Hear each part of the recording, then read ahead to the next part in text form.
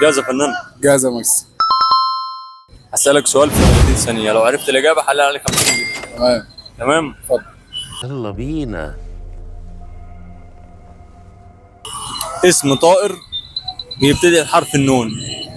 اسم طائر بيبتدي بحرف النون. النورس. نورس؟ ازاي يا جدع؟ الله العظيم مالكش حق. ازاي؟ ايه طائر النورس ده؟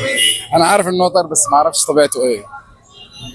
عارف ان هو طائر. ايوه عارف انه، لكن ما اعرفش ايه طبيعته، ما اعرفش اذا كان جارح ولا اذا كان عشبي. انت بتتكلم جد؟